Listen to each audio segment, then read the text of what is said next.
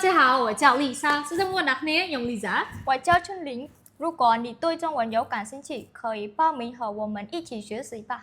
បើមុនអ្នកនេះមានចំណាប់អារម្មណ៍ហ៊ានភាសាចិនអាចមកចុះឈ្មោះហ៊ានជាមួយនឹងពួកខ្ញុំបាន ឥឡូវនេះពួកយើងបានបើកថ្នាក់បរិញ្ញាបត្រភាសាចិនតាមអនឡាញដែលយើងផ្ដោតទៅលើពីរកម្រិតទី1គឺកម្រិតមូលដ្ឋានគ្រឹះសម្រាប់បងៗឬក៏អូនៗដែលអាចធ្លាប់រៀនចិនពីមុនសោះមកតែម្ដងថ្នាក់ទី2គឺជាថ្នាក់ភាសាចិនកម្រិត ASK1 សម្រាប់បងៗឬក៏អូនៗដែលធ្លាប់រៀនចិនពីមុនបានខ្លះហើយចេះស្រៈចេះព្យញ្ជនៈឬក៏ចេះពាក្យមួយចំនួននៃភាសាចិននៅក្នុងថ្នាក់សិក្សារបស់យើងគឺយើងនឹងរៀនអំពីមូលដ្ឋានគ្រឹះនៃភាសាចិនព្យញ្ជនៈនិងស្រៈនៃភាសាចិនពាក្យប្រើប្រាស់ប្រចាំថ្ងៃគំនូសសរសេរអក្សរចិនវេយ្យាករណ៍នៃភាសាចិនការបញ្ចេញសំឡេងនិងការសន្ទនាទូទៅជាភាសាចិនសូមបញ្ជាក់ផងដែរយើងមិនមែនរៀនតាមរយៈវីដេអូទេគឺយើងរៀនតាមរយៈ Google Meet ដែលអនុញ្ញាតឲ្យបងប្អូនទាំងអស់គ្នាអាចអានតាមគ្រូភ្លាមឆ្លើយឆ្លងជាមួយនឹងគ្រូឬក៏អាចអនុវត្តភាសាចិនរបស់បងប្អូនជាមួយនឹងសិស្សគ្នាឯងផ្ទាល់នៅក្នុង Google Meet តែម្ដងចំណែកឯម៉ោងសិក្សាវិញគឺយើងមានរហូតដល់4ម៉ោងវេនថ្ងៃគឺម៉ោងមិន10កន្លះពី10កន្លះវេនល្ងាចគឺ5កន្លះ6កន្លះ6កន្លះ7កន្លះហើយយើងមានវេនយប់ដូចគ្នាគឺម៉ោង9ដល់ម៉ោង10យប់ចំពោះតម្លៃក្នុងការសិក្សាវិញគឺត្រឹមតែ$10តែប៉ុណ្ណោះក្នុងមួយខែប៉ុន្តែសម្រាប់តែ50នាក់ដំបូងទេតែលើ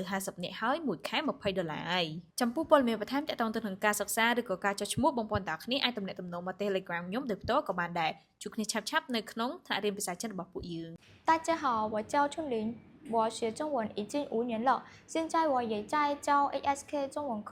你们知道了，在柬埔寨中文越来越欢迎了，所以大家不要错过这个机会啊！សួស្តីអ្នកទាំងអស់គ្នាខ្ញុំឈ្មោះជំនៀងខ្ញុំរៀនភាសាចិនអស់រយៈពេល5ឆ្នាំហើយឥឡូវនេះក៏ខ្ញុំកំពុងតែបង្រៀនថ្នាក់ ASK ផងដែរដោយដែលអ្នកទាំងអស់គ្នាបានដឹងអញ្ចឹងនៅក្នុងប្រទេសកម្ពុជាយើងភាសាចិនគឺកំពុងតែពេញនិយមខ្លាំងដូច្នេះហើយអ្នកទាំងអស់គ្នាកុំឲ្យឱកាសនេះកំឡងផុតទៅសោះជួបគ្នាស្រាប់នៅក្នុងថ្នាក់រៀនរបស់យើងបាយបាយ